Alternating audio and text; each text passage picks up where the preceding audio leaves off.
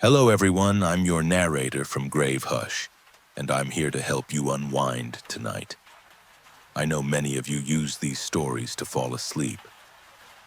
So before we begin, don't forget to like the video and subscribe to the channel. Also, where in the world are you listening from? And what time is it for you right now? Now get cozy, take a deep breath, let your body sink into the stillness. It's time to relax and let the story carry you into sleep. Our first story tonight. Let's begin. Night shift at the Evergrove Market, day 1. My first shift at the Evergrove Market started with a paper sign. Hiring. Night shift needed.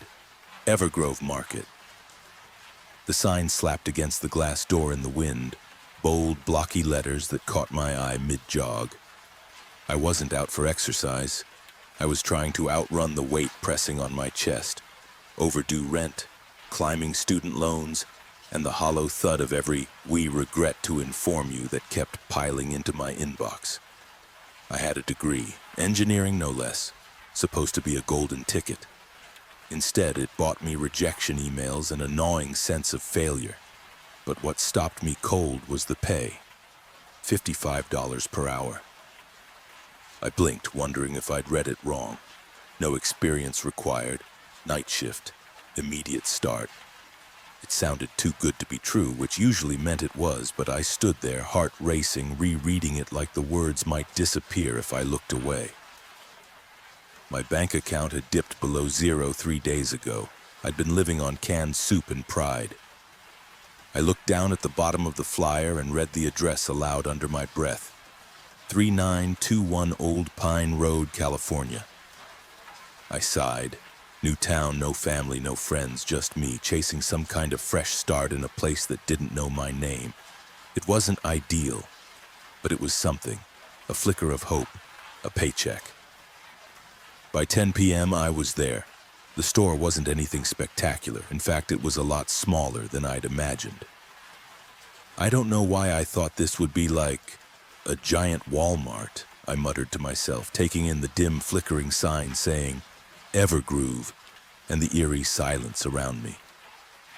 There were no other shops in sight, just a lone building squatting on the side of a near-empty highway, swallowed by darkness on all sides. It felt more like a rest stop for ghosts than a convenience store, but I stepped forward anyway. As a woman, I knew the risk of walking into sketchy places alone. Every instinct told me to turn around, but when you're desperate, even the strangest places can start to look like second chances. The bell above the door gave a hollow jingle as I walked in. The store was dimly lit, aisles stretching ahead like crooked teeth in a too-wide grin. The reception counter was empty and the cold hit me like a slap. Freezing. Why was it so cold in the middle of July? I rubbed my arms, breath fogging slightly as I looked around. That's when I heard the soft shuffle of footsteps followed by a creak. Someone stepped out from the furthest aisle, his presence sudden and uncanny. A grizzled man with deep lines etched into his face like cracked leather. "What do you want?" he grunted, voice gravelly and dry. I saw a sign. Are you guys hiring?" He stared at me too long enough to make me question if I'd said anything at all. Then he gave a slow nod and turned his back. "Follow me," he said, already turning down the narrow hallway. "Hope you're not scared of staying alone. I've done night shifts before," I said, recalling the call center night shift in high school, then retail during college. I was used to night shifts. They kept me away from home, from shouting matches, from silence I didn't know how to fill. The old man moved faster than I expected, his steps brisk and sure, like he didn't have time to waste. "This isn't your average night shift," he muttered, glancing back at me with a look I couldn't quite read. Like he was sizing me up, or reconsidering something. We reached a cramped employee office tucked behind a heavy door. He rummaged through a drawer, pulled out a clipboard, and slapped a yellowed form onto the desk. "Fill this out," he said, sliding the clipboard toward me. If you're good to start, the shift begins tonight. He paused, just long enough that I wondered if he was waiting for me to back out. But I didn't. I picked up the pen and skimmed the contract, the paper cold and stiff beneath my fingers. One line snagged my attention like a fishhook. Minimum term. 1 year. No early termination. Maybe they didn't want employees quitting after making a decent paycheck. Still, something about it felt off. My rent and student loans weighed heavily on my mind.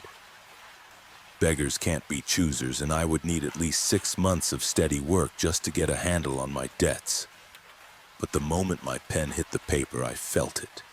A chill, not from the air, but from the room, like the store itself was watching me. The old man didn't smile or nod welcomingly, just gave me a slow, unreadable nod. Without a word, he took the form and slid it into a filing cabinet that looked like it hadn't been opened in decades. You'll be alone most of the time, he said, locking the drawer with a sharp click. Stock shelves. Watch the front if anyone shows up. The cameras are old, but they work. And read this. He handed me a laminated sheet of yellow paper. The title read, Standard Protocols. I unfolded the sheet carefully, the plastic sticky against my fingers. The list was typed in faded black letters, Standard Protocols 1. Never enter the basement. 2. If you hear footsteps or whispers after midnight, do not respond or investigate. 3. Keep all exterior doors except the front door locked at all times. No exceptions. 4. Do not acknowledge or engage with any visitors after 2 a.m. They are not here for the store. 5. If the lights flicker more than twice in a minute, stop all work immediately and hide until 1 a.m. 6. Do not exit the premises during your scheduled shift unless explicitly authorized. 7. Do not use your phone to call anyone inside the store. Signals get scrambled. 8. If you feel watched, do not turn around or run. Walk calmly to the main office and lock the door until you hear footsteps walk away. 9. Under no circumstances, touch the old cash register drawer at the front counter. 10. If the emergency alarm sounds, cease all tasks immediately and remain still. Do not speak. Do not move until the sound stops and ignore the voice that speaks. I swallowed hard, eyes flicking back up to the old man. Serious business, I said, sarcasm creeping into my voice. What is this? A hazing ritual? He didn't laugh, didn't even blink. If you want to live, he said quietly, locking eyes with me, then follow the rules. With that, he turned and left the office, glancing at his watch. Your shift starts at 11 and ends at 6. Uniforms in the back, he added casually, as if he hadn't just threatened my life. I stood alone in the cold, empty store, the silence pressing down on me. The clock on the wall ticked loudly, 10:30 p.m. Only 30 minutes until I had to fully commit to whatever this place was. I headed toward the back room, the fluorescent lights buzzing overhead. The narrow hallway smelled faintly of old wood and something metallic I couldn't place. When I found the uniform hanging on a rusty hook, I was relieved to see a thick jacket along with the usual store polo and pants. Slipping into the jacket, I felt a small spark of comfort, like armor against the unknown. But the uneasy feeling didn't leave. The protocols, the warning, the way the old man looked at me. None of it added up to a normal night shift. I checked the clock again, 10:50 p.m., time to face the night. The first hour passed quietly. Just me, the distant hum of the overhead lights and the occasional whoosh of cars speeding down the highway outside, none of them stopping. They never did. Not here. I stocked shelves like I was supposed to. The aisles were narrow and dim, and the inventory was strange. Too much of one thing, not enough of another. A dozen rows of canned green beans, but barely any bread. No milk, no snacks, no delivery crates in the back, No expiration dates on the labels. It was like the stock just appeared. And just as I was placing the last can on the shelf, the lights flickered once. I paused, waited. They flickered again. Then, silence. That kind of thick silence that makes your skin itch. And within that minute, the third flicker came. This one lasted longer. Too long. The lights buzzed, stuttered, and dipped into full darkness for a breath. Then blinked back to life. Dim as if even the store itself was tired, or calm, resisting something. I stood still, frozen. I didn't know what I was waiting for until I heard it. A footstep, just one. Then another, slow, heavy, steady. They weren't coming fast, but they were coming, closer. Whoever or whatever it wasn't in a rush. And it wasn't trying to be quiet either. My fingers had gone numb around the cart handle. Rule 5. If the lights flicker more than twice in a minute, stop all work, immediately, and hide until 1 a.m. My heartbeat climbed into my throat. I let go of the cart and began backing away, moving as quietly as I could across the scuffed tile. The aisles around me seemed to shift, shelves towering like skeletons under those flickering lights. Their shadows twisted across the floor, long and jagged, like they could reach out and pull me in. My eyes searched the store. I needed to hide, fast. That's when the footsteps, once slow and deliberate, broke into a full sprint. Whatever it was, it had stopped pretending. I didn't think. I just ran, heart hammering against my ribs, breath sharp in my throat as I tore down the aisle, desperate for some place, any place to hide. The employee office, the door near the stockroom. I remembered it from earlier. The footsteps were right behind me now, pounding, frantic, inhumanly fast. I reached the door just as the lights cut out completely. Pitch black. I slammed into the wall, palms scraping across rough plaster as I fumbled for the doorknob. 5 full seconds. That's how long I was blind, vulnerable, exposed, my fingers clawing in the dark while whatever was chasing me gained ground. I slipped inside the office, slammed the door shut, and turned the lock with a soft, deliberate click. Darkness swallowed the room. I didn't dare turn on my phone's light. Instead, I crouched low, pressing my back flat against the cold wall, every breath shaking in my chest. My heart thundered like a drumbeat in a silent theater. I had no idea what time it was, no clue how long I'd have to stay hidden. I didn't even know what was waiting out there in the dark. I stayed there, frozen in the dark, listening. At first, every creak made my chest seize. Every whisper of wind outside the walls sounded like breathing. But after a while, the silence settled. And somewhere in that suffocating quiet, sleep crept in. I must have dozed off just for a moment, because I woke with a jolt as the overhead lights buzzed and flickered back on, casting a pale glow on the office floor. I blinked hard, disoriented, then fumbled for my phone. 1:15 a.m. Damn it, I muttered, voice hoarse and cracked. Whatever the hell was going on in this store. I didn't want any part of it. But my train of thought was cut short by a soft ding from the front counter. The bell, the reception bell. Is anyone there? A woman's voice, gentle but firm. Too calm for this hour. I froze, every instinct screaming for me to stay put. But Rule 4 whispered in the back of my mind. Do not acknowledge or engage with any visitors after 2 a.m. They are not here for the store.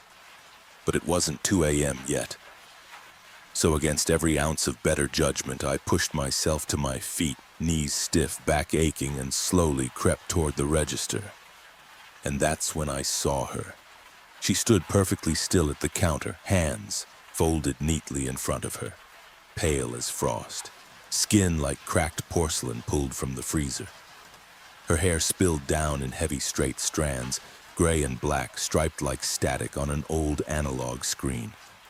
She wore a long dark coat, perfectly still, perfectly pressed, and she was smiling, polite, measured, almost mechanical. But her eyes didn't smile. They just stared. Something about her felt wrong. Not in the way people can be strange, in the way things pretend to be people. She looked human, almost. "Can I help you?" I asked, my voice shakier than I wanted it to be. Part of me was hoping she wouldn't answer. Her smile twitched, just a little, too sharp, too rehearsed. "Yes," she said. The word hung in the air, cold and smooth, like it had been repeated to a mirror one too many times. "I'm looking for something." I hesitated. "What kind of something?" She tilted her head, slowly, mechanically, like she wasn't used to the weight of it. "Do you guys have meat?" she asked. The word hit harder than it should have. Meat. My blood ran cold. "Meat," I stammered, my voice thinned with each word. She didn't move, didn't blink, just stared. "Didn't you get a new shipment tonight?" she asked. Still calm, still smiling, and that's when it hit me. I had stocked meat tonight, not in the aisle, but in the freezer in the back room. 2 vacuum-sealed packs, no label, no origin, just sitting there when I opened the store's delivery crate. 2 silent, shrink-wrapped slabs of something. And that was all the meat in the entire store, just those 2. "Yes," I said, barely louder than a whisper. "You can find it in the back, in the frozen section." She looked at me, not for a second, not for 10, but for 2 full minutes. She didn't move, didn't blink, just stood there, that same polite smile frozen across a face that didn't breathe, couldn't breathe. And then she said it. "Thank you, Remy." My stomach dropped. I never told her my name, and my uniform didn't even have a nameplate. But before I could react, she turned, slow, mechanical, and began walking down the back hallway. That's when I saw them, her feet. They weren't aligned with her body, angled just slightly toward the entrance, like she'd walked in backward and never fixed it. As she walked away, those misaligned feet shuffling against the linoleum, I stayed frozen behind the counter, eyes locked on her until she disappeared into the back hallway. Silence returned, thick and heavy. I waited, 1 second, then 10, then a full minute. No sound, no footsteps, no freezer door opening, just silence. I should have stayed behind the counter, I knew I should have, but something pulled at me, curiosity, stupidity, a need to know if those meat packs were even still there. So I moved. I moved down the hallway, one cautious step at a time. The overhead lights buzzed softly, no flickering, just a steady, dull hum. Dimmer than before, almost like they didn't want to witness what was ahead. The back room door stood open. I hesitated at the threshold, heart hammering in my chest. The freezer was closed, exactly how I'd left it. But she was gone. No trace of her, no footprints, no sound. Then I noticed it. One of the meat packets was missing. My stomach turned, and that's when I heard it. Ding. The soft chime of the front doorbell. I bolted back toward the front, sneakers slipping on the tile. By the time I reached the counter, the door was already swinging shut with a gentle click. Outside, empty parking lot. Inside, no one. She was gone, and I collapsed. My knees gave out beneath me as panic took over, my heart pounding so hard I thought it might tear through my chest. My breath came in short gasps. Every instinct screamed, "Run, escape, get out." But then I remembered Rule 6. Do not exit the premises during your scheduled shift unless explicitly authorized. I stared at the front door like it might bite me. I couldn't leave. I was trapped. My hands were trembling. I needed to regroup, breathe, think. I stumbled to the employee restroom and splashed cold water on my face, hoping it would shock my mind back into something resembling calm. And that's when I saw it. In the mirror, wedged between the glass and the frame, was a folded piece of paper, just barely sticking out. I pulled it free and opened it. 4 words, bold, smeared, urgent, Don't accept the promotion. What the hell? I whispered. I stepped out of the bathroom in a daze, the note still clutched in my hand, and made my way back to the stockroom, trying to focus on something normal. Sorting. Stacking. Anything to distract myself from whatever this was. That's when I saw it. A stairwell, half hidden behind a row of unmarked boxes, steps leading down. The hallway at the bottom stretched into a wide, dark tunnel that ended at a heavy iron door. I felt my stomach twist. The basement, the one from Rule 1. Never enter the basement. I shouldn't have even looked, but I did. I peeked at the closed door. And that's when I heard it, a voice, muffled, desperate. "Let me out." Bang. "Please," another voice cried, pounding the door from the other side. Then another, and another. A rising chorus of fists and pleas. The sound of multiple people screaming like their souls were on fire. Blood-curdling, ragged, animalistic. I turned and ran. Bolted across the store, sprinting in the opposite direction, away from the basement, away from those voices. The farther I got, the quieter it became. By the time I reached the far side of the store, it was silent again. As if no one had ever spoken. As if no one had screamed. As if that door at the bottom of the stairs didn't exist. Then the bell at the reception desk rang. Ding! I froze. Rule 4 punched through my fog of fear. Do not acknowledge or engage with any visitors after 2 a.m. They are not here for the store. I slowly turned toward the clock hanging at the center of the store. 2:35 a.m. Shit. The bell rang again, harder this time, more impatient. I was directly across the store, hidden behind an aisle far from the counter. I crouched low and peeked through a gap between shelves. And what I saw chilled me to the bone. It wasn't a person, it was a creature, crouched on all fours, nearly 6 feet tall and hunched. Its skin was hairless, stretched and raw like sun-scorched flesh. Its limbs were too long.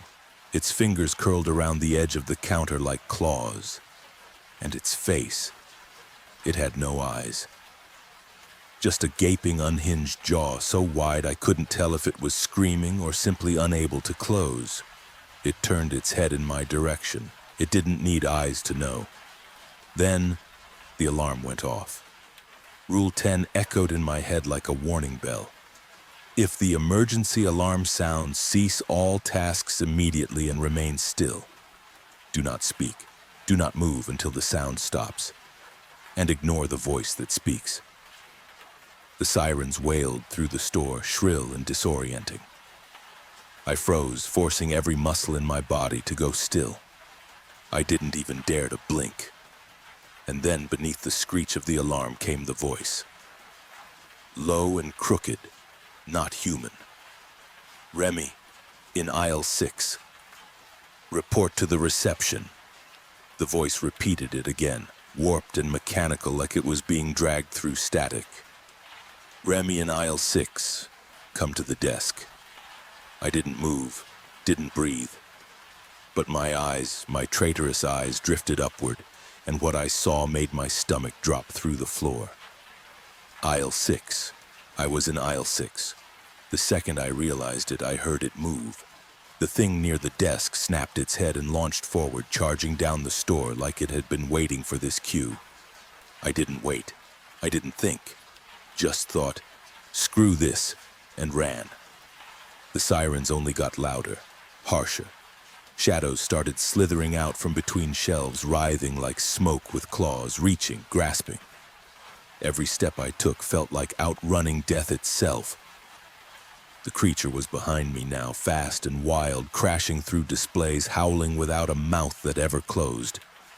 The shadows weren't far behind, hungry, screaming through the noise. I turned sharply toward the back hallway, toward the only place left, the stairwell. I shoved the basement door open and slipped behind it at the last second, flattening myself behind the frame just as the creature skidded through. It didn't see me. It didn't even hesitate. It charged down the stairs, dragging the shadows with it into the dark. I slammed the door, shut and twisted the handle. Click. It auto-locked. Thank God. The pounding began immediately, fists or claws beating against the other side. Screams, inhuman, layered, dozens of voices all at once, rose from beneath the floor like a chorus of the damned. I collapsed beside the door, chest heaving, soaked in sweat. Every nerve in my body was fried, my thoughts scrambled and spinning. I sat there for what felt like forever, maybe an hour, maybe more, while the screams continued until they faded into silence. Eventually, I dragged myself to the break room. No sirens, no voices, just the hum of the fridge and the buzz of old lights. I made myself coffee with shaking hands, not because I needed it, because I didn't know what else to do. I stared at the cup like it might offer answers to questions I was too tired and too scared to ask. All I could think was, God, I hope I never come back. But even as the thought passed through me, I knew it was a lie. The contract said 1 year. 1 full year of this madness, and there was no getting out. By the time 6 a.m. rolled around, the store had returned to its usual suffocating quiet, like nothing had ever happened. Then the bell above the front door jingled. The old man walked in. He paused when he saw me sitting in the break room, alive. "You're still here?" he asked, genuinely surprised. I looked up, dead-eyed. "No shit, Sherlock." He let out a low chuckle, almost impressed. "Told you it wasn't your average night shift. But I think this is the first time a newbie has actually made it through the first night. Not an average night shift doesn't mean you die on the clock, old man," I muttered. He brushed off the criticism with a shrug. "You followed the rules. That's the only reason you're still breathing." I swallowed hard, my voice barely steady. "Can I quit?" His eyes didn't even flicker. "Nope. The contract says 1 year." I already knew that, but it still stung hearing it out loud. "But," he added casually, "there's a way out." I looked up slowly, wary. "You can leave early," he said, "if you get promoted." That word stopped me cold. Don't accept the promotion. The note in the bathroom flashed through my mind like a warning shot. "Promotion?" I asked, carefully measuring the word. "Not many make it that far," he said, matter of fact. No emotion, no concern, like he was stating the weather. I didn't respond, just stared. He slid an envelope across the table. Inside my paycheck, $500 for 1 night of surviving hell. "You earned it," he said, standing. "Uniform rack'll have your size ready by tonight. See you at 11. Then he walked out. Calm, routine, like we'd just finished another late shift at a grocery store. But nothing about this job was normal. And if not many, not make it to the promotion, that could only mean one thing. Most don't make it at all. I pocketed the check and stepped out into the pale morning light. The parking lot was still. Too still. I walked to my car, every step echoing louder than it should have. I slid into the driver's seat, hands gripping the wheel, knuckles white.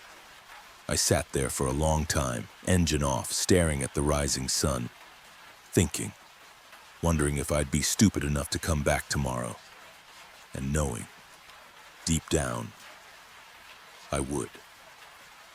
Part 2. It's been 3 weeks since I started working at Evergrove Market. The rules are changing. Believe it or not, I've made it 3 whole weeks in this nightmare. 3 weeks of bone-deep whispers, flickering lights, and pale things pretending to be people. And somehow, against all odds, I keep making it to sunrise. By now, I've realized something very comforting. Sarcasm fully intended. The horror here runs on a schedule. The pale lady shows up every night at exactly 1:15 a.m. Not a minute early, not a second late. She always asks for meat. The same meat she already knows is in the freezer behind the store. I never see her leave.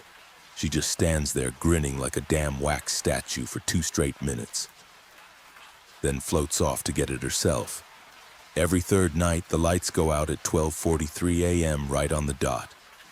Just long enough for me to crawl behind a shelf, hold my breath and wonder what thing is breathing just a few feet away in the dark. And every 2 days, the ancient intercom crackles to life and croaks the same cheerful death sentence. Attention Evergrove staff. Remy in aisle 8, please report to the reception. It's always when I'm in aisle 8, it's always my name. The only thing that changes is the freak show of customers after 2 a.m. They're different from the hostile monster I met on my first shift. More polite, fake. On Wednesdays, it's an old woman with way too many teeth and no concept of personal space. Thursdays, a smooth-talking businessman in a sharp suit follows me around, asking for the latest cigarettes. I never respond. Rule 4 is pretty clear. Do not acknowledge or engage with any visitors after 2 a.m. They are not here for the store. And the old man, my boss, well, he's always surprised to see me at the end of each shift. Not happy, not relieved, just surprised. Like he's been quietly rooting for the building to eat me. This morning, same deal. He walked in at 6 a.m. sharp, his coat still covered in frost that somehow never melts. "Here's your paycheck," he said, sliding the envelope across the break room table. $500 for another night of surviving hell. But this time, something was different in his face. Less dead-eyed exhaustion, more pity, or maybe fear. "So promotion's the golden ticket out, huh?" I said dry as dust, like the idea didn't make my skin crawl. Not that I'd ever take it. That note from my first night still burned in the back of my skull like a warning. "Don't accept the promotion." He didn't answer right away. Just looked at me like I'd said something dangerous. Finally, he muttered, "You better hope you don't survive long enough to be offered one." Yeah, that shut me up. He sat across from me, his eyes flicking toward the clock like something was counting down. "This place," he said, voice low like he was afraid it might hear him. "After midnight, it stops being a store." His gaze didn't meet mine. It drifted toward the flickering ceiling light, like he was remembering something he wished he could forget. "It looks the same. Aisles, shelves, registers. But underneath, it's different. It turns into something else. A threshold, a mouth, a trap."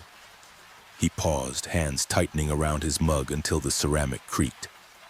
"There's something on the other side, watching, waiting, and every so often it reaches through." He took a breath like he'd just surfaced from deep water. "That's when people get promoted." He said the word like it tasted rotten. I frowned. "Promoted by who?" He looked at me then. Just for a second. Not with fear, with resignation.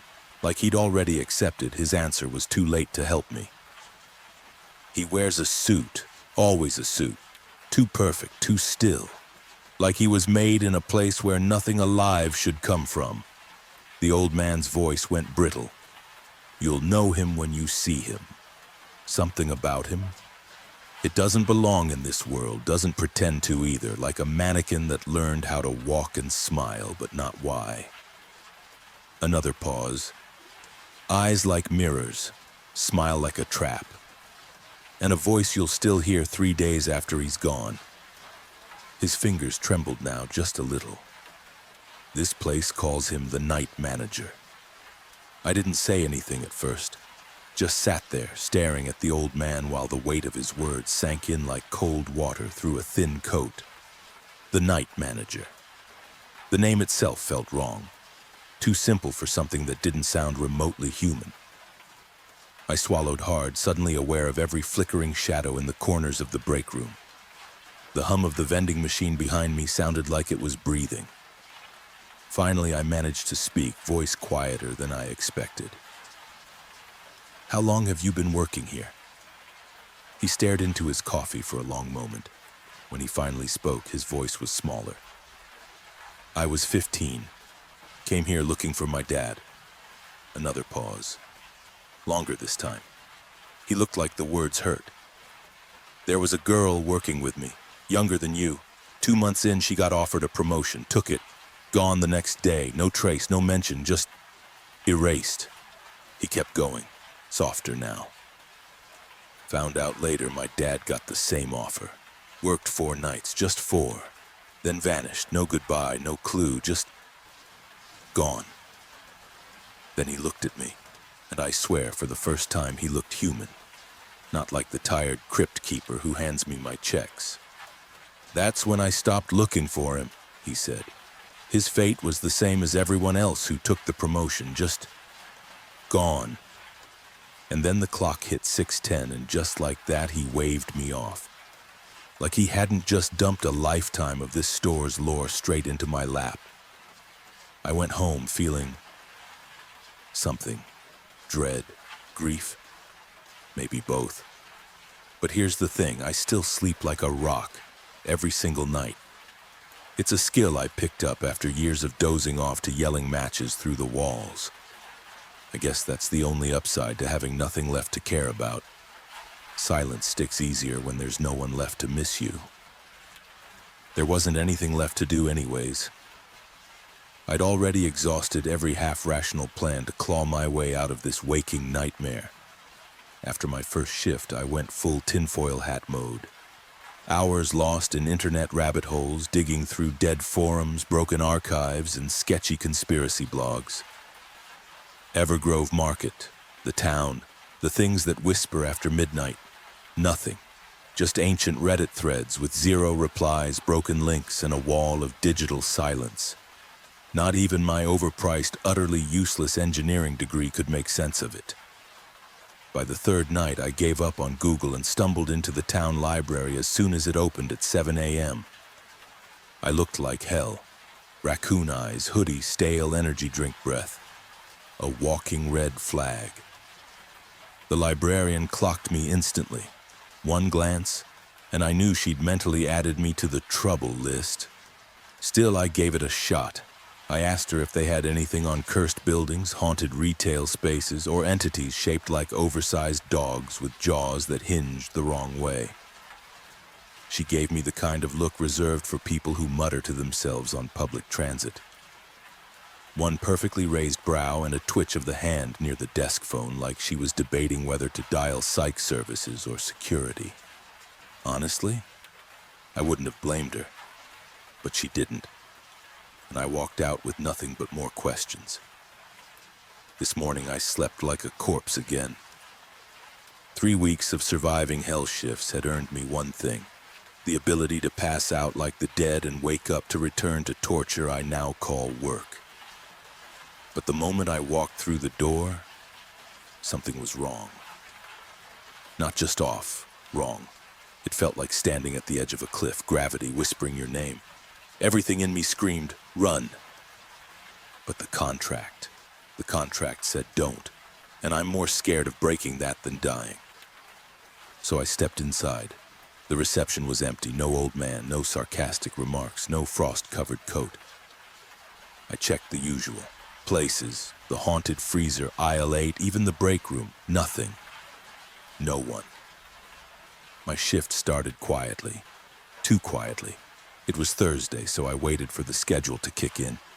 Pale lady at 1:15, the businessman around 3, then the whispers, the lights, the routine nightmare. But tonight the system failed. At 1:30 the freezer started humming. In reverse, not a metaphor. Literally backwards. Like someone had rewound reality by mistake. The air around aisle 5 warped with the sound, like it was bending under the weight of something it couldn't see. Even the pale lady didn't show up tonight, and that freak never misses her meat run. No flickering lights, no intercom, just silence. Then at 3 a.m. the businessman arrived. Same tailored suit, same perfect hair, but no words, no stalking. He walked up to the front doors, pulled a laminated sheet from inside his jacket and slapped it against the glass. Then he left. No nod, No look, no goodbye. Just gone. I walked up to the door, heart already thudding. I didn't even need to read it. Same font, same laminate, same cursed format that had already ruined any hope of a normal life. Another list. New staff directive. Phase 2. Effective immediately, I started reading. The reflections in the cooler doors are no longer yours after 2:17 a.m. Do not look at them. If you accidentally do, keep eye contact. It gets worse if you look away first. Cool. Starting strong. If you hear a baby crying in aisle 3, proceed to the loading dock and lock yourself inside. Stay there for exactly 11 minutes, no more, no less. Because babies are terrifying now, apparently. A second, you may arrive at any time. Do not speak to them. Do not let them speak to you. If they say your name, cover your ears and run to the cleaning supply closet. Lock the door. Count to 200. Wait for silence. What the actual hell? If you find yourself outside the store without remembering how you got there, go back inside immediately. Do not look at the sky. Something new lives behind the canned goods aisle. If you hear it breathing, whistle softly as you walk by. It hates silence. If the intercom crackles at 4:44 a.m., stop whatever you're doing and lie face down on the floor. Do not move. You will hear your name spoken backward. Do not react. Do not use the bathroom between 1:33 a.m. and 2:06 a.m. Someone else is in there. They do not know they are dead. If the fluorescent lights begin to pulse in sets of 3, you are being watched. Do not acknowledge it. Speak in a language you don't know until it passes. There will be a man in a suit standing just outside the front doors at some point. His smile will be too wide. He does not blink. Do not let him in. Do not wave. Do not turn your back. If the emergency alarm sounds and you hear someone scream your mother's name, run. Do not stop. Do not check the time. Run until your legs give out or the sun rises, whichever comes first. I blinked. Once, twice. What the actual hell? April Fools? Except it's July, and no one here has a sense of humor, least of all me. I stared at one of the lines as if rereading it would somehow make it make sense. A second, you may arrive tonight. Do not speak to them. Yeah, totally normal. Just me and my evil doppelganger hanging out in aisle 3. Do not look at the sky. Speak in a language you don't know. Run until your legs give out or the sun rises. By the time I reached the last line, I wasn't even scared. Not really, I was numb, like someone had handed me the diary of a lunatic and said, "Live by this or die screaming." It was unhinged, unfollowable, inhuman. And yet, I didn't laugh, because I've seen things that defy explanation, things that should not exist. The freezer humming like it's rewinding reality, shadows that slither against physics. The businessman with the dead eyes and the too quiet shoes who shows up only to tack new horrors to the wall like corporate memos from hell. This place stopped pretending to make sense the moment I locked that thing in the basement on my first shift. And that's why this list scared the hell out of me. Because rules, real rules can be followed, survived. But this was a warning stapled to the jaws of something that plans to bite. I folded the page with shaking hands, slipped it into my pocket like a sacred text, and backed away from the front door. That's when it happened. That shift. Like gravity blinked. Like the air twitched. The front door creaked. Not the usual automatic hiss and chime, but a long, slow swing like a church door opening at a funeral. I turned, and he walked in. Black shoes polished like obsidian. A charcoal suit that clung to him like a shadow. Tall. Too tall to be usual, but not tall enough to be impossible. And sharp, like someone had sculpted him out of glass and intent. He looked like he belonged on a red carpet or a Wall Street throne. But in the flickering, jaundiced lights of Evergrove Market, he didn't look human. Not wrong exactly, just off. like a simulation rendered one resolution too high, like someone had described man to an alien artist, and this was the first draft. His smile was perfect, too perfect, practiced, like a knife learning to grin. The temperature dropped the moment he stepped over the threshold. He didn't say a word, just stared at me. Eyes like static, glass marbles that shimmered with a color I didn't have a name for. A color that probably doesn't belong in this dimension. And I knew. Right then I knew why the old man warned me. Why he flinched every time I brought up promotions. Because this was the one who offers them. From behind the counter, the old man appeared, quiet, like he'd been summoned by scent or blood or fate. He didn't look shocked, just done. Like someone waiting for the train they swore they'd never board. He gave the tiniest nod. "This," he said, voice barely above a whisper, "is the night manager." I stared. The thing called the night manager stared back. No blinking, no breathing, just that flawless, eerie smile. And then, in a voice that slid under my skin and curled against my spine, he said, "Welcome to Phase 2. Part 3, 5 more nights until my final review. I don't think I'll make it." I didn't respond, couldn't. Every muscle screamed, "Run."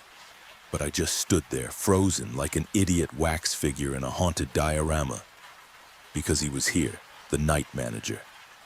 He didn't just look at me, he peeled me apart with his eyes. Slow, meticulous, clinical.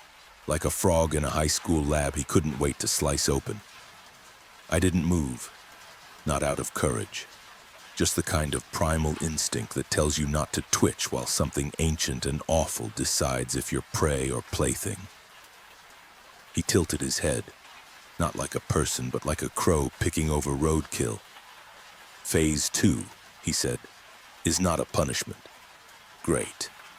"Though if you prefer punishment," he added, "that can be arranged." His voice was polished, sure, but empty, like someone programmed a seduction algorithm and forgot to add a soul. "It's an adjustment," he continued, "a clarification of expectations, an opportunity." That last word made the old man flinch. And honestly, good. Nice to know I wasn't the only one whose stomach turned at the sound of him talking like a recruiter for a cult. The night manager turned toward him slow and smiled wider.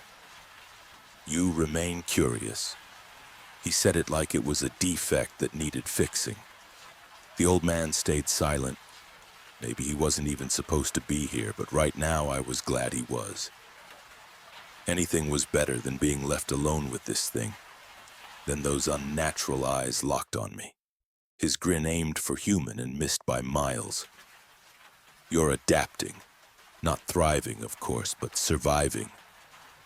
"Well, thank you for noticing, Eldritch Boss Man. I do try."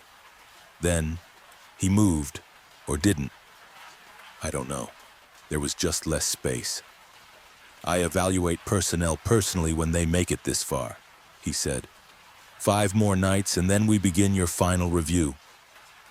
A performance review. Wonderful. His grin stretched just a bit too far. Perfect teeth. The kind of smile you'd see in an ad for dental work, or on a predator pretending to be human. "Most don't make it this far," he said, voice light now, like this was some casual lunch meeting. "Still, you're not quite what I expected, but then again, you're human. Blinking, sleeping, feeling, inefficient but adorable." I spoke before I could stop myself. "You call us inefficient, but you spend a lot of time pretending to be one of us. For someone above it all, you seem invested." Something flickered behind his eyes. Not anger, amusement. "Oh," he purred, "a sense of humor. Careful. That tends to draw attention." He smiled again. "Especially mine." He stepped closer. "If you're very good and very quiet and just a little clever," his voice dripped syrup, "you might earn something special." His grin stretched wider, skin bending wrong. "Something permanent." From his jacket, he placed a black card on the shelf as if it might bite. Night supervisor candidate. Pending review. My heart stuttered. "I'm not interested," I said. My voice shook, pathetic but honest. He leaned close enough to make the air taste rotten. "I didn't ask what you're interested in," he murmured. "I asked if you'd survive." Then he straightened, smoothed his immaculate lapel, and rushed toward the door like he was late for something. At the door, he paused, one hand resting lightly against the glass as if savoring the moment. He looked back over his shoulder, eyes gleaming. "Oh, and Remy?" My name sounded poisoned in his mouth. "Try not to die before Tuesday," the night manager said, smooth as ice. "I'd hate to lose someone promising." He winked, then slipped out. The doors hissed closed behind him. The air didn't relax. It thickened, heavy as a held breath, and for a long moment it felt like even the walls were listening. I collapsed to my knees, legs drained of strength. My heart was pounding, but everything else inside me felt frozen. Somewhere between panic and paralysis. The old man had vanished too. No footsteps, no goodbye. 1 second he was there, the next, gone. Like there was a trapdoor in the floor only he knew about. The store stayed quiet as if none of this had happened. I waited, 1 minute, then 2, still nothing. Only then did I remember how to breathe. The night manager's card still sat on the shelf, heavy, like it was waiting to be acknowledged. I didn't touch it, not out of caution, but because I didn't trust it not to touch me back. I used a toothbrush and shoved it behind a row of cereal boxes like it was a live roach, and headed toward the break room. I needed caffeine. In the break room, I poured the last inch of lukewarm coffee into a cracked mug and sat down just long enough to read the rules again. Memorize them. It was the only thing that made me feel remotely prepared. Eventually, I got up and forced myself to keep working. Restocking shelves felt normal, familiar, safe, until it wasn't. It was 4:13 a.m. I remember that because I had just finished putting away the last can of beans when I heard it. Tap, tap, tap on the cooler door behind me. I turned automatically and froze. My reflection was standing there. It was me, but not me. Something was off. Too still, too sharp.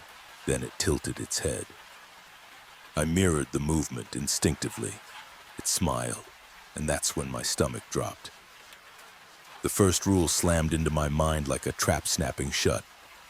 The reflections in the cooler doors are no longer yours after 2:17 a.m. Do not look at them. If you accidentally do, keep eye contact. It gets worse if you look away first. So I didn't look away. I locked eyes with the thing wearing my face. It tilted its head again. Wider smile, too wide. My skin crawled, my breath caught. I was stuck, and the rule didn't say how to get out of this. I had one idea: use the rules against each other. I slipped my phone out, eyes locked on its gaze, and in a voice barely more than a whisper, I said, "Hey Siri, play baby crying sounds." Shrill wails filled the aisle, instant, echoing, and I saw it. The reflection flinched. Then I heard footsteps from aisle 3, heavy ones. I had used the second rule. If you hear a baby crying in aisle 3, proceed to the loading dock and lock yourself inside. Stay there for exactly 11 minutes, no more, no less.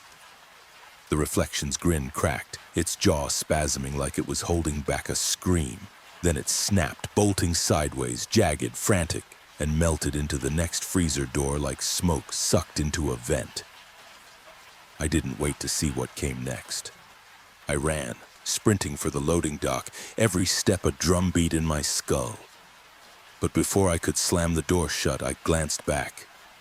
10 feet away, barreling straight for me, was a nightmare stitched out of panic and fever. A heaving knot of arms, hundreds of them, clawing at the tiles to drag itself forward. Too many fingers. Hands sprouting from hands, folding over each other like a wave of flesh. faces pressed and stretched between the limbs like trapped things trying to scream but never getting air. It rolled, slithered, and sprinted straight at me faster than anything that size should move. I slammed the door, locked it, killed the crying sound, and fumbled for my phone to set the timer. 11 minutes.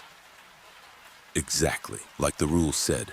I sat on the cold concrete, shaking so hard my teeth hurt, lungs dragging in air that didn't seem to reach my chest. 3 booming bangs shook the door, wet and heavy, like palms the size of frying pans slapping against metal. Then silence. I stared at the timer. The seconds crawled. When the 11 minutes were up, I opened the door, and the store looked exactly the same. Shelves neat, lights buzzing, aisles quiet, like none of it had ever happened. But it had, and I'd figured something out. This place didn't just follow rules, it played by them, which meant if I stayed smart, if I stayed sharp, I could play back. And maybe that's how I'd survive. The old man came again at 6 a.m., with the same indifference as always, like this wasn't a nightmarish hell store and we weren't all inches from being ripped inside out by the rules. He carried a battered clipboard, sipped burnt coffee like it still tasted like something, and gave me a once-over that landed somewhere between clinical and pitying. "You're still here," he said, like that was surprising. I didn't have the energy to be sarcastic. Unfortunately, he nodded like I'd just reported the weather. "Did you take the card?" he asked. I shook my head. It didn't seem like a normal card. The old man didn't nod. He didn't do much of anything, really, just stood there looking at me the way someone looks at a cracked teacup. Not ruined, not useful, just existing without reason. "You made it through the reflection," he said finally. "That's something." I leaned against the break room door frame, hands still trembling, trying to pretend they weren't. Barely. Had to bait one rule with another. It felt like solving a haunted crossword puzzle with my life on the line. That, finally, earned the faintest twitch of a grin. "Smart," he said, "risky but smart." I waited. When he didn't say anything else, I asked, "Why did he show up?" "He showed up because you're still standing," the old man said, his voice going flat. I didn't respond right away. That thought, that just surviving was enough to get his attention, made something cold slither under my skin. The night manager didn't seem like the kind of guy who handed out gold stars. He tracked potential. Watched like a spider deciding which fly was smart enough to be worth webbing up slowly. "Why me?" I finally asked. The old man was already walking away, clipboard tucked under one arm. "You should ask yourself something better," he said. "Why now?" I followed him. Down past the cereal aisle, past the cooler doors, which I now avoided like they were leaking poison, past the place where the mangled mess of hands chased me. That question stuck with me. "Why now?" "Did you ever take the card?" I asked suddenly. "Did he ever offer it to you?" The old man's footsteps slowed, just slightly, barely enough to notice, but I did. He didn't turn. "I said no," he replied after a beat. "And I'm still here, aren't I?" Not exactly comforting. We walked in silence for a while, the hum of the fluorescents buzzing overhead like mosquitoes in a motel room. The store didn't feel real anymore. It hadn't for a while. It felt like a set, a stage. Like we were performing normalcy just well enough to keep something worse from stepping on stage. He said phase 2 was a clarification of expectations, I said. "What does that actually mean?" He gave me a look I didn't like he wasn't sure if I was ready for the answer, or if saying it aloud would invite something to come confirm it. Then he said, "It means you're on your own now." I stopped walking. "What?" He turned to face me, fully for the first time since we started this walk. "Up until now, the rules were enough. You followed them or you didn't. Cause, effect. But phase 2 means you've graduated from basic survival to something else. Now things notice you, a beat. And the rules? They still matter, he said. But now they twist, shift. Sometimes they bait you. I stared at him. They bait you? He nodded. And sometimes the only way out is by using one against another. I exhaled slowly. So there's no safety net. No, he said almost gently. But if it makes you feel better, there never was. I felt the walls press in again. This wasn't a job anymore. It never had been. It was a trial, an experiment, a maze maybe. With rules that sometimes saved you and sometimes led you straight into the Minotaur's mouth. And the night manager, he was just the one watching which rats figured out the shortcuts and which ones continued to stay in the maze. That night I slept like a log, not because I was calm, hell no. It was more like my brain knew I wouldn't survive if I showed up to work even half asleep. Like some primal part of me finally understood the stakes. When I dragged myself in for the next shift, the old man was already there, just like always. Same bitter coffee, same battered clipboard. But this time, something about him was different. Not tired, not grim, determined. It's 3 more nights until your evaluation, he said, like it mattered to both of us. I nodded slowly. Should I be dreading the 3 nights? Or the evaluation itself? He didn't answer right away. Instead, I asked, what happens after phase 2? He froze. Just for a second, but enough. Then he said it, quietly, like it was a confession, not a fact. Oh, I never made it past phase 2. I blinked. Wait, but you're still here. He smiled. Not warmly, not bitterly, just thin. Mechanical. Yes, he said. I am. Something in my gut twisted, because I know what happened to people who broke the rules, who failed. They were erased, gone like they'd never been here at all. But him, he stayed. And that's when I realized all the little things I'd been filing under weird, but whatever. The way the lines in his face deepened every day. Like time was carving at him but never finishing the job. How he only ever sipped at that lukewarm sludge he called coffee, never swallowing enough to matter. How his footsteps made no sound. How the motion sensors never blinked when he walked by. How the store itself acted like he wasn't even there. How long have you been here? I asked, quieter than I meant to. His eyes didn't quite meet mine. Long enough. The silence stretched. You okay? I asked. I'm always okay, he replied instantly. Too instantly. That was when I knew. Looked like a man. Talked like one. But whatever he was now, whatever phase 2 had done to him, he wasn't exactly human anymore. Part 4. I thought Evergrove Market's rules only applied to me until tonight. So Renan, are you human? I asked. I braced for the neat little lie. That easy yes to cover whatever he really was. But he didn't answer, didn't blink. His eyes stayed locked on something I couldn't see, and in that stillness, something cold slid down my spine. I'd hit a nerve, and suddenly I wasn't sure if the only ally I had in this nightmare was really an ally at all. He let me walk into this job blind, never said the rules could change, never warned me they could overlap, or that the night manager could just appear and peel me apart. He only ever comes after like he's just here to inspect the wreckage. Maybe that's all he's allowed to do. Or maybe I'm just an idiot. I hate that I see it now. I hate that I'm starting to wonder if he's just another cog in this machine. Life has taught me one thing. Don't trust anyone completely. Not even the ones who stay. And if I can't trust him, then I've got no one. I stared, waiting for anything, a blink, a twitch, a word, but he stayed carved out of stone. Guess that's a no, I muttered. Finally he moved. Just barely. His hand tightened on that battered clipboard, not like he was angry, but like someone holding on to the last thing they have. When he spoke, his voice was softer than I'd ever heard it. "You shouldn't ask questions you already know the answer to," he said. And for the first time, it didn't sound like a warning. It sounded like an apology. I didn't know what to do with that.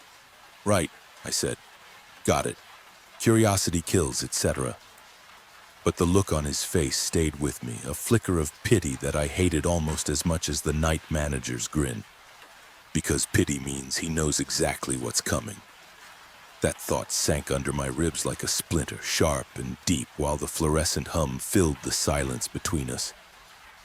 Then just like that, he left. I still had 30 minutes before my dreaded shift, so I did the only thing that made sense. If there's no information about this place outside the store, maybe the answers are hidden inside. I went into full scavenger mode, tearing through every aisle, every dusty corner, every forgotten shelf. No basement, I'm not suicidal. And what I found was nothing. Before 10 p.m., Evergrove Market is just a store. No apparitions, no crawling things, just normal. I was ready to give up when my eyes landed on the cabinet in the employee office, the one that held my contract. Locked, of course, old furniture, heavy wood, one of those with screws that could be coaxed loose. It took me 7 long minutes to drag it out from the wall, and that's when I saw it, a back panel, loose. I pried it open. Inside, paper. Stacks and stacks of it, jammed so tight it looked like it had grown there. Old forms, yellowed memos, receipts so faded the ink was barely a ghost. And beneath all of it, a ledger. Not modern. Thick leather, worn smooth, heavy with age. My hands shook as I pulled it out. Names. That's all at first. Pages and pages of names written in the same precise hand. Each one had a column beside it. Their rules. Not the rules, their rules. Each person had a different set. Some familiar, some I'd never seen before. And next to some of those rules was a single thin red line, crossed out. The names with those red marks, also crossed out. It didn't take a genius to figure out what that meant. Sweat slicked my hands, but I forced myself to keep turning the pages. Every worker had their own invisible walls. And when they broke one, when they failed, they weren't written up. They were erased. At the top of one page in block letters, protocol, failure to comply. Results in removal, no exceptions. Underneath was a name I didn't recognize. Rule number 7 beside it was circled. Do not leave the building between 3:02 and 3:033, no matter what calls you outside. That line was crossed out in red. So was their name. The deeper I flipped, the worse it got. Dozens of names, dozens of rules, and every single one ended the same way, blotted out like they'd never existed. My stomach turned. This wasn't a ledger, it was a graveyard. I snapped pictures with shaking hands. When I checked my phone, the names were there, except the crossed out ones. Those spots were blank, like the paper had erased itself the second I looked away. A cold, crawling dread sank its teeth in. I wanted to keep going, to find my page. But the thought of seeing it, of seeing an empty space waiting for its first red strike, it felt like leaning over my own grave. Not worth it. I was about to close the book when a fresh page caught my eye. The ink was still wet. Remy Ashford. Rules. Pending no rules. Just my name. Waiting. I didn't even have time to breathe when the ledger slammed shut. No wind, no hands, just a deafening crack so fast it nearly crushed my fingers. The sound rang in the empty store like a gunshot. I jerked back, heart in my throat, watching it settle on its own like nothing had happened. And for a long, long time, I couldn't move. The leather was warm when I finally touched it again. Too warm.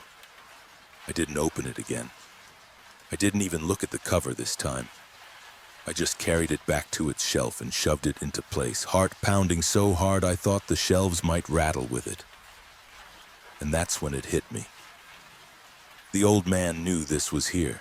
He knew about the ledger, the names, the rules, and he'd been watching, taking notes. Every time he glanced at that battered clipboard, every time his eyes lingered on me like he was measuring something, it wasn't just a habit. He's been keeping score, keeping track of how long I've lasted before it's my turn to be crossed out. The thought settled like ice water in my stomach. I pressed the cabinet door panel shut and stepped back, as if just being near it could get me erased early. The silence was so deep I could hear my own pulse. Then, from somewhere high in the store, the big clock gave a single loud click as it rolled over to the start of my shift. The sound made me flinch like a gunshot. I tried to shake it off to act normal, but my hands wouldn't stop trembling. By the time I made it back to the break room to grab my vest, I couldn't even get the zipper to work. My fingers just kept slipping, clumsy and useless, because now I knew I wasn't just surviving under their rules. I was being graded. The night itself started deceptively calm.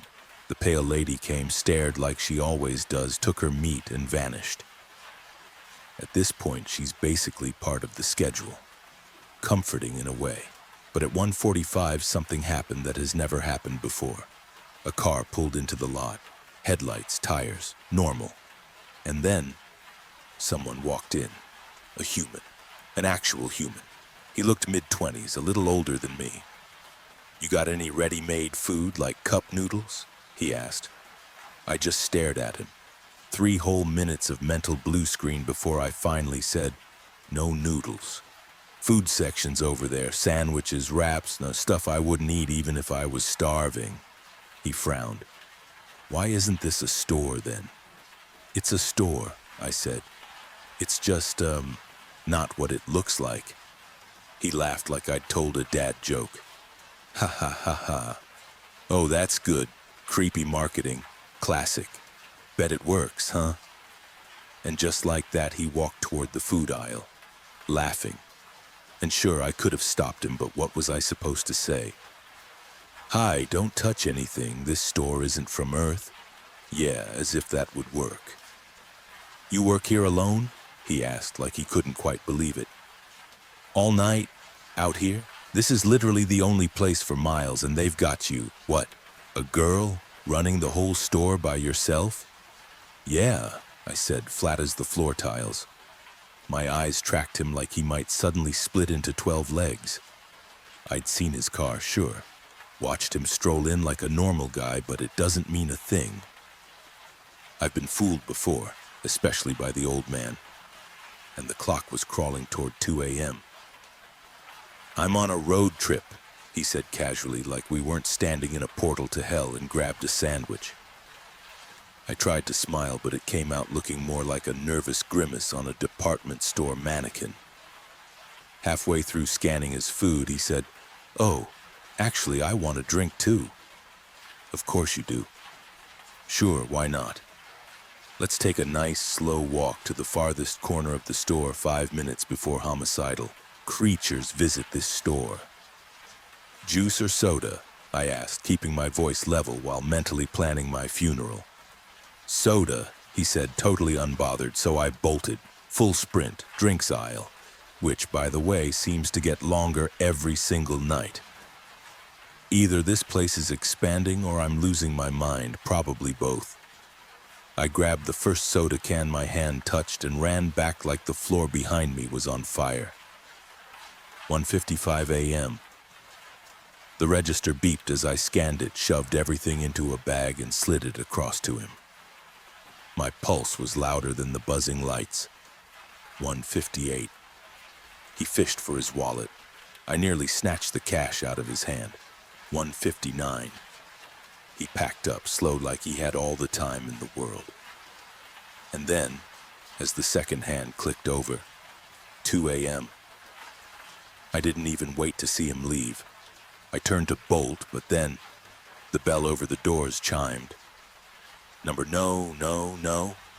Before I could think, I grabbed him by the hoodie and yanked. He stumbled, swearing, but I didn't stop until I dragged him behind the reception and shoved him into the break room. "What the hell?" he hissed, trying to pry my hands off. "Shh," I whispered, pulse thundering. "I'm calling the police." "Good luck," I shot back, flat and low. "There's no signal in here after 10, none, until 6. His mouth opened to argue, but I wasn't listening anymore. I cracked the door just enough to see. Standing in the entrance was a little girl, 9, maybe 10. At first glance, she could have passed for human. But then I saw the details. Knees scraped raw, blood dripping in thin rivulets down her shins, a dark, matted streak running from her hairline to her jaw like someone had tried to wipe it clean and failed. She stood there swaying like one good gust would knock her over. Out here, in the middle of nowhere, at 2 in the morning. None of it made sense. Then she started to cry. "Please," she sobbed, thin arms on the reception desk. "Please help me, I'm lost. I need my mom, my dad." The sound skittered over my skin like 1,000 tiny legs. "What's that?" the guy whispered behind me, peeking over my shoulder. I slammed my palm against his chest, shoving him back. "Don't look, don't listen." "She's hurt," he said, voice rising. "We need to help her." "Dude, no," I hissed. "What is wrong with you?" he snapped, pushing past me. "It's a kid." He shoved me aside like I weighed nothing and strode straight toward the reception lobby. I stayed frozen, because I knew exactly what was waiting for him. And I couldn't make myself take another step. He knelt beside her, close enough to touch. "Hey," he said gently. "You're okay now. I'll help you. We'll find your parents, all right?" The girl lifted her head, blood-streaked hair sticking to her cheek, her wide eyes locked on him, trembling like a wounded fawn.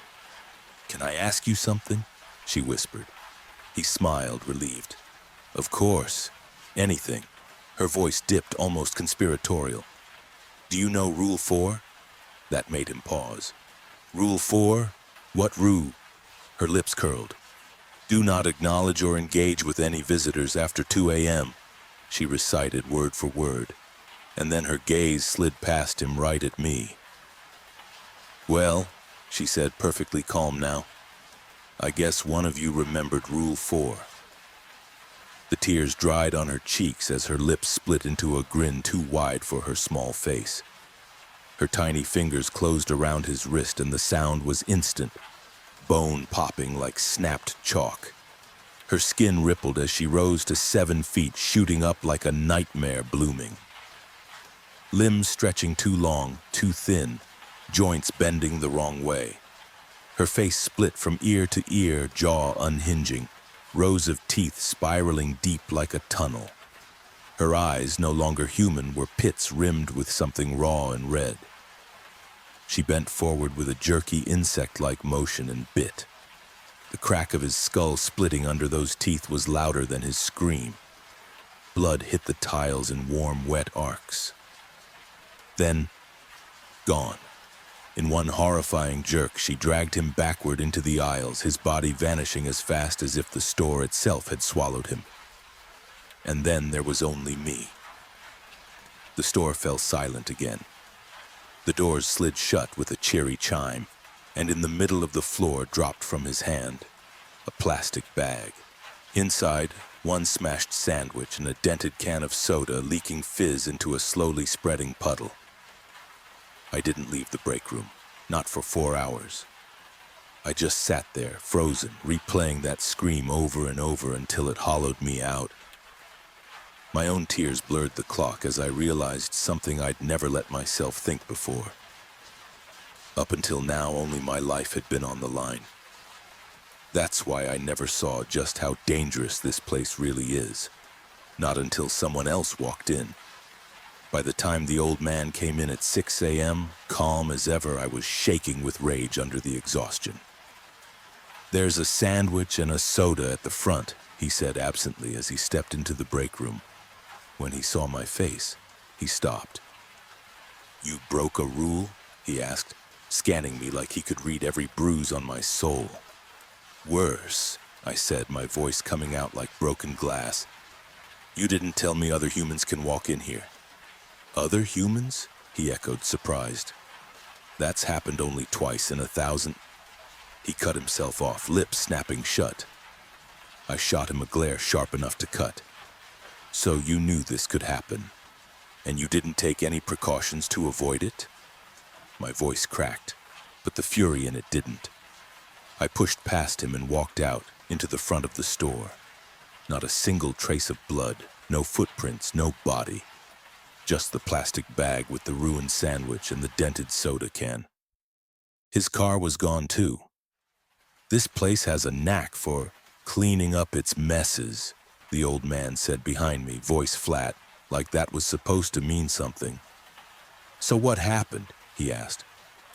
None of your business, old man, I spat. Because if he's keeping tabs, then what happened tonight will be in that ledger too. And I don't even know. If another human breaks a rule in your shift, does that count against you? But as if hearing my thoughts, don't worry. Violations only count if you break them yourself. Now go home.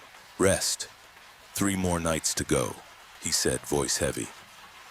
I made it to my car on autopilot and just sat there, gripping the wheel until my knuckles went white. My hands wouldn't stop shaking, but it wasn't fear anymore. It was rage. Rage at this store. Rage at the night manager. And most of all, rage at that old man who sees everything and still lets it happen. Tonight settled it. Evergrove Market isn't just hunting me. It's hunting anyone who crosses its path. So if you ever see an Evergrove Market, listen carefully. Don't go in after 2 a.m. Don't even slow down. Part 5. Last night I met myself. Only one of us made it out Evergrove Market alive. I clocked in at 10 p.m., yesterday's images still clawing at the back of my skull. The man's scream, the wet splintering snap of bone. I always knew this job could kill me. But last night was the first time I watched it kill someone else. The first time I understood what waits for me if I ever slip. The old man was there again, standing in his usual place like a figure in a painting. There's a new shipment at the loading dock, he said, clipboard steady in his hand. Bring it in before you start. I dropped my bag on the counter. Yeah, I muttered.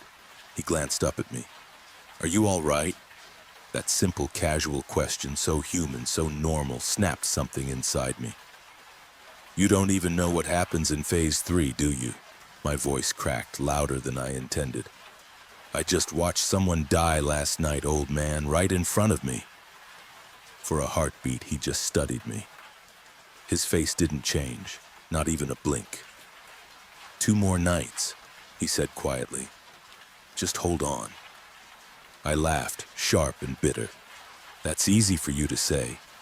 And when I looked back, he was gone, like he'd never been there. I hauled the shipment in on autopilot, tore open boxes, tried not to think. But the quiet pressed closer with every second. Evergrove's silence doesn't just sit there, it leans in, it listens. Even the shipment felt wrong. Too many cans of beans. Like the store was quietly replacing everything with beans, 1 pallet at a time. The pale lady drifted in right on schedule, her feet never aligning correctly to her body. I didn't look up. Freezer aisle, I said. My voice came out flat and empty. She floated past, leaving behind a cold, iron-scented draft. Of all the things that haunt these aisles, she's the most predictable. And here, predictability almost feels like mercy. When she disappeared, I went back to the cabinet.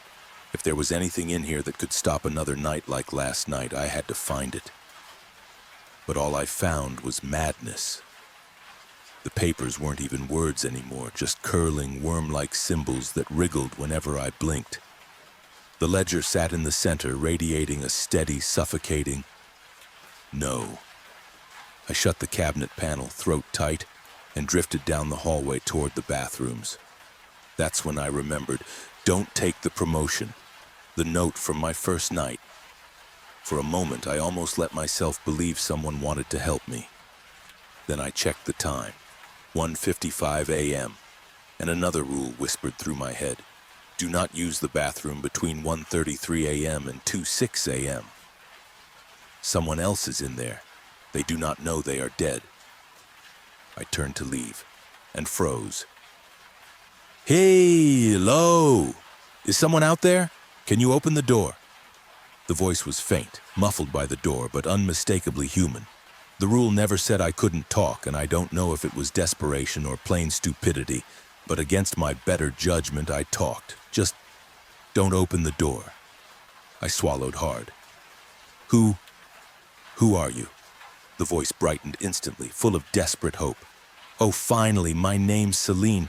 You scared me. I thought I was stuck here alone forever. Are you a customer? No, I said carefully. I work here. There was a pause, then confusion. But I work here. Wait, what? Who are you? I'm Remy. Another pause. I don't know a Remy. When did they hire you? Are you sure you work here? Yeah, I am pretty sure, I said, thinking of all the times this store had tried to kill me. When? Celine asked. Because me, Jack, and Stacy, we all got hired last month.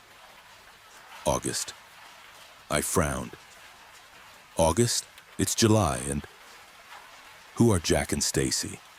The voice gave a small, nervous laugh. They are the people I work with. Jack's tall, dark hair never stops joking. Stacy's blonde, shy. She doesn't like night shifts. Please tell me they're okay, because they are supposed to be working, but something happened, so I am hiding. You should hide too, Remy. I pressed my ear against the door. I've never met them or you. I started here in June last month. A sharp inhale. June? No, that's not... No, silly, it's September right now. No, it's July 2025. No, silly, it's September 1998. The cold that slid through me wasn't from the air conditioning. I remembered the rule again. They do not know they are dead. There was no point in arguing. But maybe I could collect some more information about the store, or maybe about what happened to this Jack and Stacy. Celine, do you know what happened? For a long moment, nothing. Just her slow, uneven breathing. Then soft and trembling. There was a man. He wasn't right. His skin was so pale it almost glowed, and just looking at him made me feel sick. He came in after 2. Jack was supposed to ring the bell 3 times. That's the rule. But I distracted him. He forgot. And then, her voice cracked. The pale man grabbed him, dragged him into the aisles. I hid in here. I've been hiding ever since. I closed my eyes, now leaning against the door.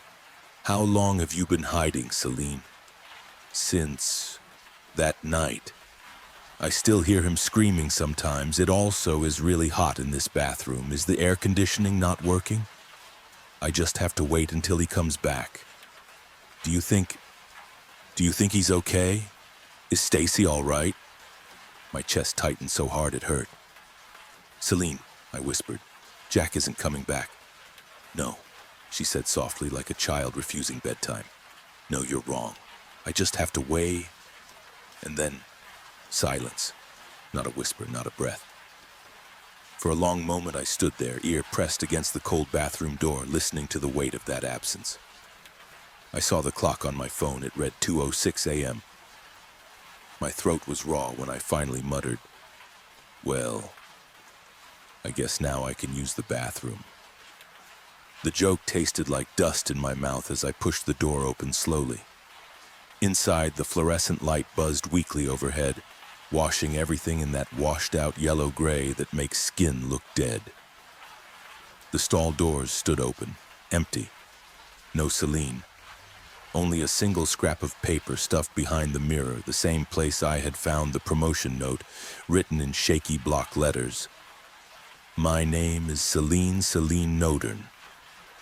The handwriting looked frantic, like someone trying to leave proof that they'd been real. I tore my eyes away. The air inside was so thick with heat it felt alive. I left to find the ledger. And this time I wasn't just curious, I needed to see her name. The store's aisles stretched out before me, all pristine and quiet again, as if none of it had happened. I walked back to the cabinet, to the ledger. I hated that thing. Hated how it seemed to wait for me. Still, my fingers reached for it like they didn't belong to me. The air around it vibrated faintly, and for the first time since clocking in, I realized I was shaking. I needed answers, even the wrong ones. Inside the pages weren't paper so much as skin. The ink sank into it like veins. I flipped past symbols that moved when I blinked, past names I didn't dare read out loud until I found it. Celine Nodern. The letters swam like they knew I was watching. Beneath her name, rules were circled and written in that same perfect, merciless hand. Rule 6, ring the bell 3 times before the pale man appears. If you fail, hide. Rule 7, do not leave the premises during your scheduled shift unless authorized.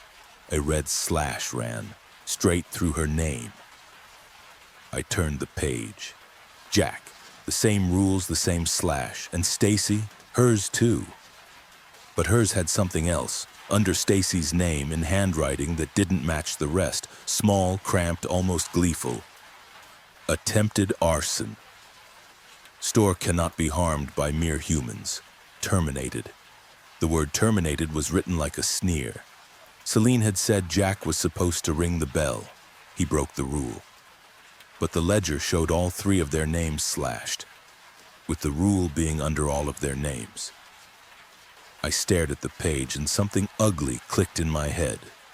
The price of one person's mistake wasn't just their life, it was everyone's. Even if you follow the rules, if your teammate slips, you pay. Jack forgot the bell. Celine didn't know what that mistake would cost them. She thought hiding would keep her safe. But Stacy must have realized. She must have known that Jack's failure meant all 3 of them were already as good as dead. She didn't hide. She tried to run. She tried to burn this place down on the way out. Celine had told me it was hot in the bathroom. I'd thought it was just fear. Or broken air conditioning. Now I knew better. She'd burned to death. And her ghost had been waiting there ever since, still thinking hiding would save her. My eyes went back to that last line, the style of those letters, that scornful, curling stroke. It was the night manager's handwriting. I'd seen it once before on the card that is still stashed in the cereal section. He'd been the one to terminate her. He'd made sure of it. My hand snapped the ledger shut. The air around me felt wrong, heavy, like the store itself had been listening to me figure it out. And then the bell over the front door chimed.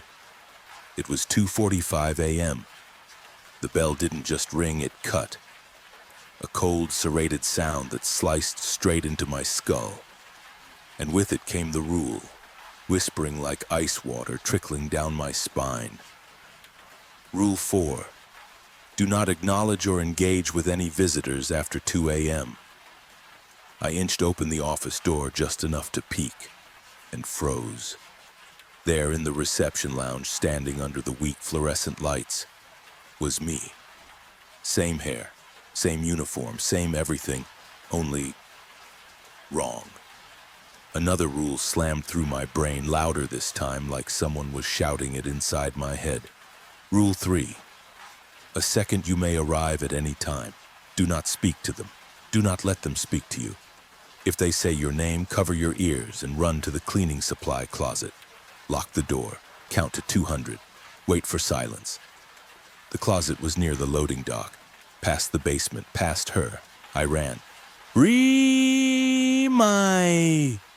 My own voice followed. But it wasn't my voice, it was wet, like it was gargling blood, dragging the syllables through mud. The footsteps changed. They weren't behind me anymore, they were ahead. Coming from the direction of the closet. I spun. I bolted the other way. She was faster, so much faster. And the closer she got, the more wrong she became. She looked like me, she sounded like me, but there was nothing human behind those eyes. It was wearing my skin like a cheap costume. That's when I saw the canned goods aisle and remembered. Rule 5. Something new lives behind the canned goods aisle. If you hear it breathing, whistle softly as you walk by. It hates silence. I had always obeyed, until now. I lunged for the nearest cart, heavy, overstuffed with beans, and shoved it between us, crouching low behind the snack shelves, directly across the canned food aisle. My heart was pounding so violently I couldn't feel my hands anymore. Her footsteps dragged closer, closer, closer. The shadow of my own body lunged past, and I shoved. The cart smashed into her, hurling her behind the aisle. For one brief, doomed second, I thought it would just slow her down.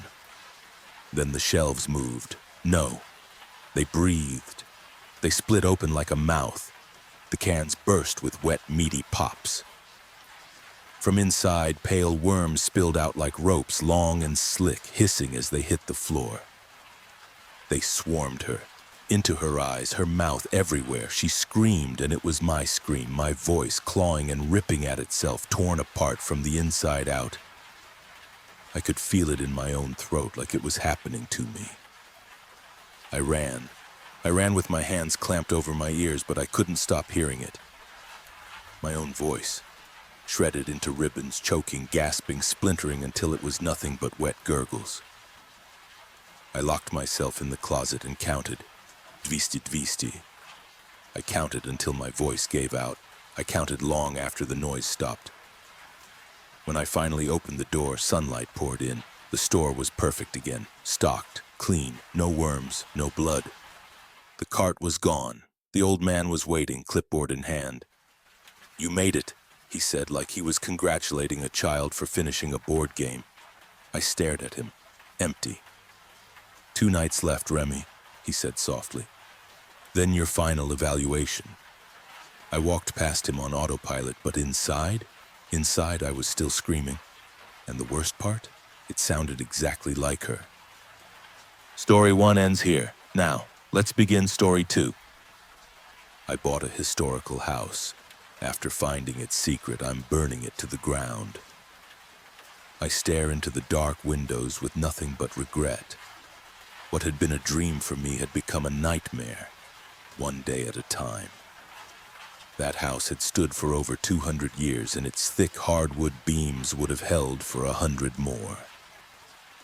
Yellow leaves blow off of the gnarled oak in the front yard, wind carrying the strong scent of 50 gallons of gasoline, making my eyes water. The lighter is slick in my sweating palms. From the high attic with its dusty rafters down to the ancient cellar, this will be the house's last day. It seems impossible to me now, but when I first saw it, I was in love. Yes, the white paint was peeling from the clapboards and would need to be sanded and repainted.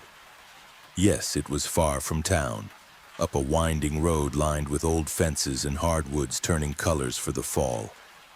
While inconvenient, it made up for it with aesthetic. The house felt like it had a soul, like I wouldn't be buying it, but instead taking care of it. Also, it might have been the only one I could afford anywhere in the vicinity, leaving me few options. When we first bought it, my wife's employer had very generously offered her a fully remote position moving forward, but she would be staying at our apartment for the next 2 months to wrap up her current projects. I would miss her, but it gave me time to get the house cleaned up enough that she would actually want to move in. Unlocking the front door, I pulled hard to open it.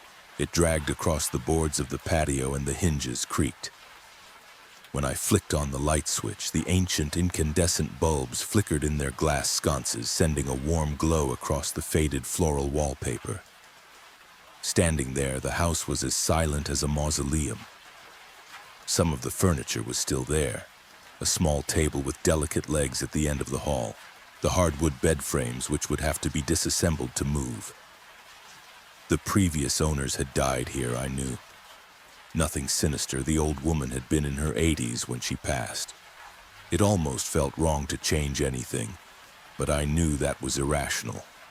All of the exterior wood had been replaced 100 years ago, even though the design had been meticulously kept. At that time, the structure was already a century old, and they'd updated the plumbing and electrical. No part of the house was original except for the foundation, which had been a homestead as early as the 1700s. I would be taking care of it, keeping it livable and keeping it sound. A musty smell permeated the air which I couldn't put my finger on. At the time, there was no way for me to know the source. I figured it might have been from the rodent droppings scattered in dark corners which are inevitable in an unoccupied old house. I had my work cut out for me. It made sense to take care of the problems I could see first. I did a deep clean on the first floor room I would be staying in before moving in my mattress. My sleep was restless, but I attributed it to being in a new place and the long list of expensive things I would have to do to make it livable. When I awoke in the twilight before dawn, I just got up and started working.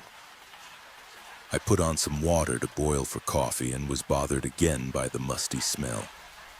The mornings were getting cold, but I opened the windows and doors, making note of which needed repair. In the meantime, I went outside to rake the deposit of leaves which half buried the driveway. Lifting a heap of them into the trash can, I noticed something by the twisting roots of the ancient oak. There was a giant brown rabbit, the biggest I'd ever seen, sitting there and watching me from only 10 feet away. It surprised me so badly that I jumped, but the rabbit didn't move an inch. As strange as that was, the kettle began to whistle, so I walked around it to go inside. Passing through the door, the lights flickered. I can't say why, but I looked back out at the lawn and the tree for the rabbit. It was gone. I scheduled an electrician and a plumber to come look at the house, then got started cleaning the other rooms. I put on a respirator and rubber dish gloves, spraying disinfectant into every cupboard and closet before scrubbing them thoroughly. Most of them had mouse or rat droppings. The closets and drawers were all empty, except for one that had been missed. It was a crawl space under the stairs with a simple brass knob on a triangular door. When I opened it, I was greeted with a significant amount of dust which covered a leather binder and a few boxes. Retrieving the binder, I saw that it was a photo album. While the plastic sleeves and metal rings were comparatively new, many of the photos were not. I found one dated 1913 showing a smiling couple in front of the same house, which they had just renovated. I put that picture up on the refrigerator, planning to take a similar one with my wife whenever our own renovations were done. As many lists as I made and as much planning as I did, I still ended up making an embarrassing number of trips to the hardware store. On my third trip that day, I apologized to the old man working there as I asked him for help once again. He laughed. "Don't apologize. You fixing your house is keeping me in mind." After 2 weeks, we ended up talking a lot and becoming friends.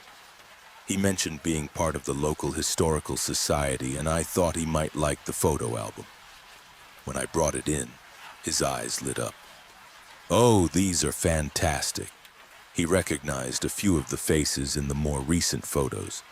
Stopping at a particularly severe-looking old woman, he carefully removed it from the sleeve with a wrinkled but steady hand. Flipping it over, he pointed to the name on the back. Her family lived in that house for nearly 300 years. They wanted to keep it in the family but never had children. It was supposed to go to her niece, but the poor woman died in a car accident. She's buried in the cemetery over on the other side of town. They all are, all the way back. He leaned toward me across the counter on his elbows as if he didn't want anyone else to hear. I was the only one in the store. Well, all but one. There's an old story that her great-great-grandmother, the one who built the house, was a witch. Everyone in that family is buried there except for her, and they say it's because a witch couldn't stand a Christian burial. He leaned back and laughed. The story goes that they would have burned her, but her husband was rich, and you can't burn rich people. I don't think she was a witch, but I do believe some people back then did. Anyways, your total is $295. I think you forgot to charge me for the door hinges. I didn't forget. $295. See you tomorrow. That night there was a terrible storm. Dense raindrops pummeled the window pane, sounding like someone was throwing handfuls of gravel. The house creaked with gusts of wind from top to bottom. Down to the floorboards, the wood groaned, as if in pain. I couldn't sleep, as hard as I tried. Had I known what I know now, I would have run out the front door. As it was, I merely went around looking for leaks. To my pleasant surprise, there were very few. Climbing the narrow stairs to the attic, I shined a flashlight around and found a wet spot. Water was dripping between the long, exposed beams of the gambrel roof. I managed to maneuver a ladder back up the cramped stairs and take a look. Atop the ladder, I noticed something sitting atop one of the beams. It was a small wooden box made of wood which looked very old. If you weren't on a ladder, there was no way you could see it from below. It might have been there a very long time. Curious, I reached out to take it, holding my flashlight in my mouth. Something rattled inside and I opened it. At first I couldn't tell what I was looking at, some collection of small and oddly shaped white objects. Holding it closer to the light, I blinked in shock. It was teeth. They were all jumbled together, but the shape of the incisors made it clear they were human. From the size, they could only be from an adult. Climbing down from the ladder, I counted them, all 32. I left the box on the kitchen table. I didn't know what else to do with it. Lightning flashed somewhere close outside, thunder shaking the house at the same time. The lights flickered as I sat in one of the old polished wooden chairs, staring at that box, knowing I wasn't going to sleep. The house was drafty. At some point, we would need the windows redone. To fight off the cold, I put on water for tea. Staring at the box of teeth, I suddenly pushed my chair back and walked to the living room, making my way toward the stairs. The boxes were sitting on the floor, still covered in dust. Opening one, I found folder upon folder of useless documents which had been indispensable to the previous owners. A receipt for a microwave, the first in a large stack, which meant nothing to anyone now. I perched the box on the table as I rifled through it, looking for anything about the house and the people who had lived there before me. Again, lightning struck, and the lights went out completely. Startled, I knocked the box over in the darkness, fumbling for the light switch. Before I could get to it, the bulbs flickered back to life. Sighing, I looked at the disastrous pile of papers and books strewn across the floor. The kettle whistled, prodding at my sleepless nerves. I moved it angrily, not bothering to make tea. As I went to clean up the mess, a single yellowed book was open at the top of the stack, its ancient spine torn from the fall. The writing wasn't printed, but a tall and narrow handwriting, the cursive lines neatly paralleling each other. I admired the quality of the writing, a lost art in modern times, before noticing the content. I am beset with trial of body and mind, the likes of which none should endure. Whatever pact mother hath made with the devil, I am not desirous to know. As she labors under her restraints, there is no choice left us but to wall her in to languish there. H, enraged after she did bite him, delivered to her a blow with an axe such as would kill any man or woman. I have no heart to pursue her physical demise further. We shall submit her to his judgment and sentence. Before I could read more, the wind berated the house, the dark sky reaching out to push and pull ferociously at the old frame. As loudly as the wood squeaked, I heard something else. From the floorboards, a pained moaning. I don't know what came over me, whether it was fear or madness, but I pushed the stubborn front door open and stepped into the storm, making my way for the carport. Some tools had been left there, and I knew exactly what I needed. I'd used the rake, which was leaning nearby, but I had to push away cobwebs and a shovel to get the sledgehammer. On my way back to the house, a shadow sat on the lawn, under the oak tree in the dim porch light. The rabbit. Unfazed by the storm, it stared at me with blank, glassy eyes. I yelled at it, waved the hammer. It didn't budge, only watched. I considered running up to it, scaring it away, but for some reason didn't. With a vicious yank, the basement door came open. The damp stones and stained mortar all around me looked identical, but it took little deduction to figure out which part of the basement had been walled off. 3 walls were directly under those of the house above, and 1 was closer in. To be sure, I tapped an exterior wall with the heavy metal head of the hammer, then the one I suspected. The sounds were different enough in my frenzied state. Lit with only my propped flashlight in the corner, I brought the hammer back, striking at the wall with all of my might. A spark flew from the impact, but the well-placed stone held in place. On the next hit, I noticed mortar cracking and falling to the floor. As if enraged by my demolition, the storm grew even wilder, the beams of the house giving off angry cracks as the window panes rattled threateningly above me. Above the din, I could hear another straining, a cursed moaning from behind the wall. I told myself it was just the house and the storm, but I didn't believe it even then. Sweating and panting, I pulled at the stone, which shifted in place but would not come loose. It was only after several minutes of beating at the surrounding stones to loosen them that my hammer finally dislodged it. Not towards me, but away, into a dark, sealed chamber. The stench was terrible. That musky smell I had noticed entering the door the first time was multiplied 1,000-fold, and now held the sour bite of a long, dead animal. I stood frozen, listening for a moan, but I heard nothing from that dark hole, the rough gap between antique stones. I gathered my courage, walked back the corner where the beam of my flashlight illuminated the room, and took it in my hand. What was through that hole? What would I bring to light for the first time in 200 years? My rage had worn off, exhausted with my muscles from frantically swinging the heavy hammer. Each step was difficult, approaching the wall fearfully as I shone the light into it, leaning down carefully to peer in from a distance, imagining a withered hand might reach out to grab me through it. There was a chair, built so heavily the legs rivaled the uprights of the house. At the base of those legs, tarnished metal plates were bolted into the solid stone beneath. Manacles had been improvised by bending sheets of metal, presumably with a vise and hammer, and they were attached to the arms of the chair. Inside the manacles, withered hands rested limply.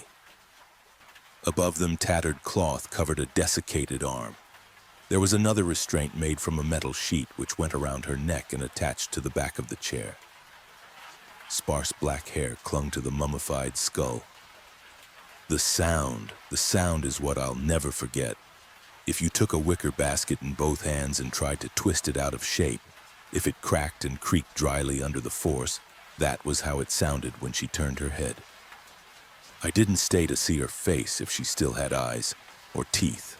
All I saw was part of her forehead caved in, presumably from an axe wound.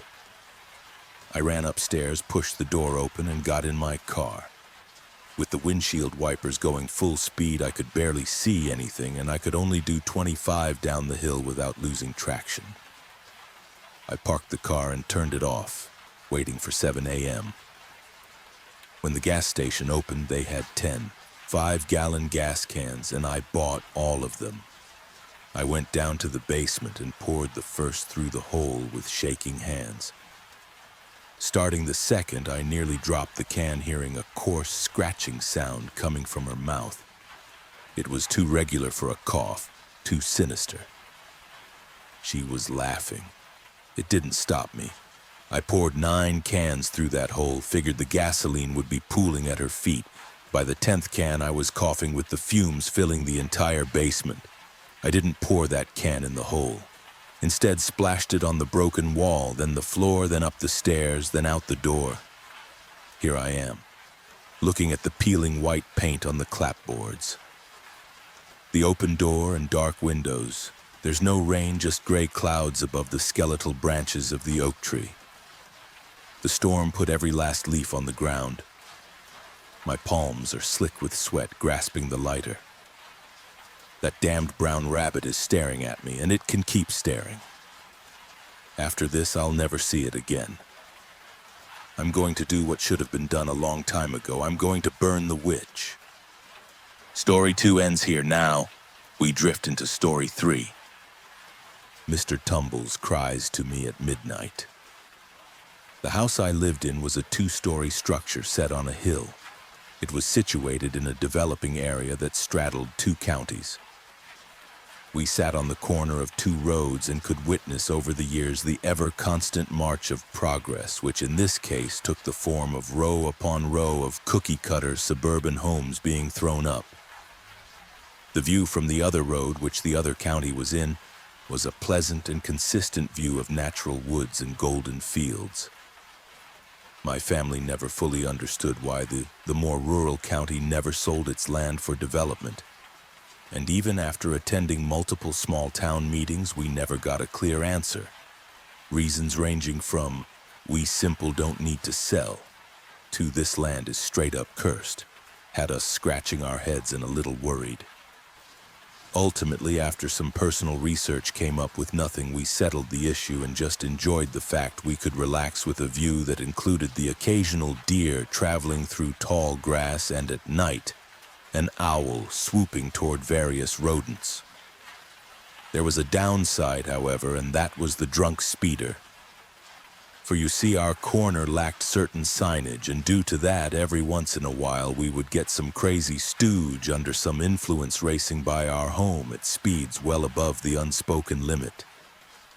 The loud engine revving they do after hitting that turn caused all of us to have a small moment of still alertness, like prey pausing to check for predators. Not all were lucky, though. In the 10 or so years I lived here, I've been privy to at least a dozen crashes through our fence, and one event where a car went and settled into our spare bedroom. The subsequent insurance payouts have been nice for more than just repairs. Used to settle debts and pay for the occasional trip. It was simple and dangerous, but it was our life. Now that I look back, I long for those times. The first time I heard that sound, I assumed someone was seriously hurt. At midnight, I was awoken to the loud cry of an individual outside the house. Since my room was on the 2nd floor and had a window overlooking one of the streets, I raced to see what the commotion was. What I saw caused me to experience equal parts confusion and discomfort. In the middle of the street, about 30 to 40 feet from the house, I could see a rotund clown sitting and crying. He didn't look all that different from your run-of-the-mill type clowns, except the material he was dressed in looked cheap and aged. From what I could see, he didn't look hurt, but was wailing so loudly. When he cried my name out, I instinctively ducked down and hid. How did he know who I was? Did he know me? I don't remember ever meeting him. I peeked over the bottom edge of my window frame. He had stopped crying. Instead, he was staring directly at me, grinning. I raced down the stairs to my parents' room, screaming my head off. My mother and father drowsily came to alertness, realizing my distress. As they wiped their eyes, I stuttered out a panicked depiction of what I had just seen. I could tell they thought I was just experiencing a bad nightmare, but with a reassuring sigh, my dad picked up his metal bat, and my mom armed herself with a small pistol they kept locked up. Armed and with flashlights, my parents explored the front of the house, the street, and even some of the area around the property. I stood clinging to the door, panning my view around in frantic motion, comforted only by our little dog, Mitzi. 20 minutes passed when my parents returned and shook their heads, discovering nothing outside. I was escorted back to bed, and what I saw was explained away as just a vivid nightmare or sleep paralysis. But I knew what I saw, and the following night at midnight I heard that loud wail once again. He appeared every night, always crying and yelling for my name. "Come out," he'd angrily demand. I couldn't sleep, and every time I'd bother my parents again about the scary crying clown, I could see their patience deplete. For weeks, they'd go out and explore only to come back with nothing to report. Eventually, it broke them, and my dad took me by the arm and dragged me outside to show me once and for all. I was forcefully brought to the middle of that road, and in the bright moonlight we looked and there was nothing. I scanned and scanned, but it was quiet. Nothing but the night's cool breeze shifting the plants and trees. I caught my breath for a moment of reassurance, only to hear the rapid jingle of bells and for that clown to burst out from the bushes and race directly toward me. I yelled and fell upon the cold pavement. My parents had a shocked look of surprise, not at the clown, but by my sudden outburst. I motioned to the clown and breathlessly pointed, but they couldn't see him. Instead, they raced toward me, but not before the clown could reach me. He grabbed me and with a twisted snarl dug his hands into my body. It burned and stung like I was being torn in two. My vision filled to a blurry white and I fell unconscious. I awoke to the sound of mechanical rhythmic beeping and murmured speech. I was surrounded by doctors and nurses who were quite relieved at my recovery. Everything felt off. My senses a fuzzy discomfort that slowly worked their way back to some kind of normalcy. I looked to see where the clown had attacked me, and to my surprise, I couldn't spot any wounds. Dr. Ramirez explained that I had a very severe seizure and was lucky my parents were so close when it happened. I tried to protest and explain I was attacked, but he rebuffed it with a mere explanation. It's on the rarer side, but some people do tend to see things before an epileptic attack, he said. I know this is traumatic and scary for someone your age, but I assure you we are all here to help. With some proper medicine and a dose of preventative preparation, we can make sure your life will be minimally impacted in the future. He tried to reassure me. I was tired and stressed, so everyone eventually left me to recover for the day in the medical room. The room was large and had two other individuals sleeping in beds to my left and right. The TVs that were hanging on the ceiling all had the same channel set and cycled through various cartoons. I explored the room I was in, afraid the clown that attacked me might be present. To my relief, it was just a normal recovery room. I settled in and watched what was on. After a number of hours, a show I hadn't seen cycled through the channel. It was like a retro block of entertainment had started, complete with narration. And now it's time for our throwback hour. A cartoon football player would pop up, throw his ball, and the screen would transition to the old show. The screen tore a bit and became a bit fuzzy when the title The Jamboree Jigglers flew up. It was odd. The show played like it was a competitor to the Teletubbies, but with its own cast of colorful characters. There was Mr. Leapy, who liked to jump around whenever something good happened. Mr. Quick, he liked to run around and often got impatient. Ms. Solve, she was a teacher and often led the group to various clues. Lastly, there was the clown, Mr. Tumbles. I immediately felt sick and paranoid when I saw him. He looked exactly like the one who attacked me that night. But I've never seen this show.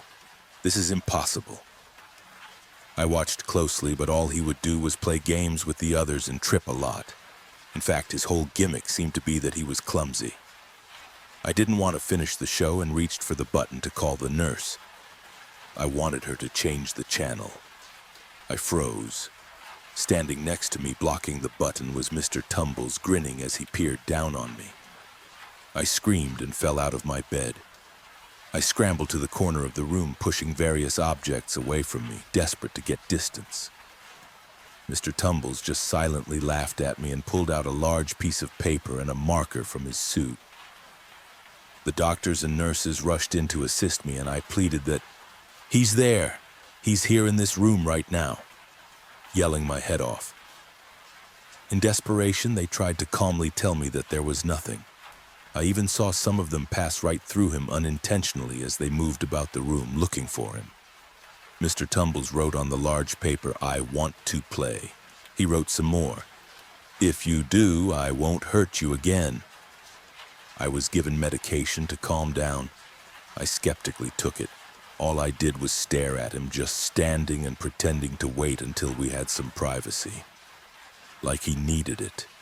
He'd jump and celebrate mockingly when the last nurse left the room. As I felt the kick of the pills, I prayed he'd disappear, but was left laying in bed disappointed as more and more time ticked by. He rushed up and wrote, "So what do you say?" For a brief, lucid moment, I tried to rationalize what was happening, to explain away what was going on with me. "Why me?" I pleaded. "Because you ignored me for so long," he relied through gritted growls. "What do you want?" I asked. He didn't write anything new, but merely tapped on the word play from the other sheet. So I nodded in agreement, and when I awoke after my little nap, our first game of hide-and-seek began in that hospital. Observing this new behavior of me, Dr. Ramirez assumed and explained to my parents that due to my mental state and trauma, I was developing certain behaviors. He believed it'd go away with time, proper treatment, and therapy. It didn't. For weeks, Mr. Tumble played games with me. At first it was fine. I'd just set aside an hour or so to play when he demanded it. The longer we spent time together, the more he'd begin to ask at inappropriate times. It went from him stopping me playing video games or doing homework to getting up from the middle of dinner to engage with his fun. Whenever I'd protest, he'd just raise his white-gloved hand as a threat. Play or pain was my choice. This was slowly turning into my own little hell. As the weeks turned to months, it only got worse. The games came at more awkward moments, like in the middle of class. He'd have me play in front of others and made to look like a fool. The demands also began to slowly change. It went from things like tag, hide and seek, hopscotch, and scavenger hunts to stealing a teacher's desk calendar, mixing weird things into my mother's cooking, putting glue into my dog shampoo, and popping my friend's bike tires. From time to time, I would also catch Mr. Tumble's form change. It was only bits here and there, like an ear, a finger, or foot. But I knew deep down this clown exterior was not what he truly looked like. Eventually, the tasks got violent. First with animals, then eventually people. "This is getting really mean," I said. I flinched when that hand rose. He smiled and tapped his large paper. "Stab your dad," it read. I refused, shaking my head. I immediately felt that jolt of searing pain rush up my body from my arm. His hands dug into me. It felt like his fingers were under my skin. I blacked out from his horrid touch and awoke a few hours later to my parents tearfully caring for me. Their gaze had a deep look of remorse, and I could hear them blaming themselves for having dragged me outside that one night months ago. They promised over and over they'd never do anything like that again and that they were going to help me through this. Mr. Tumbles just stood staring angrily behind them. I couldn't rest that day. When I was alone, I begged him to stop with the games and the pain. He just stood there, mouth agape, and stared in disgusted judgment of me. He pulled his marker out and wrote one more game. Relief washed over me, and in my excited exhaustion, I agreed, unaware of the nod my head made. "Follow the sound of the bell," he wrote. I was told to blindfold myself and to listen for the jingle of his bell. It was late, and I was led through the house, occasionally bumping into walls or furniture. It was quiet. The only thing to protest my movement was Mitzi. She'd stand and press against me like she knew something was wrong, and when I felt grass under my foot, I felt a pit in my stomach. Where was he leading me, I thought. I attempted to pull the blind, but was greeted by the angry, gaunt face of a horribly rotted form. Gone was the clown facade, and what stood was this twisted, tortured form of a gargoyle-like thing. I stood in horror as it laughed, and the bright yellow lights of a car passed through him and toward me. Everything burned and broke as I was hit, my body buried under debris and metal. I felt the rasp of my life drift away with every ragged breath. It was warm, then hot, then cold, and my consciousness faded. I awoke in a hospital. My body clung to life. The amount of broken bones, torn muscle, and damaged organs I had draped through a long folded report. I couldn't speak, but my eyes could, and tears streamed from them as I saw my parents rush in. I spent over a year in recovery, fighting to reclaim every part of me. I hadn't seen Mr. Tumbles since that night. The day I returned to school, I was heralded as a hero, and everyone wanted to be my friend, save for one. For every now and then, that one kid acted out and at the strangest times, but I knew what was really happening. I wasn't going to let him hurt another.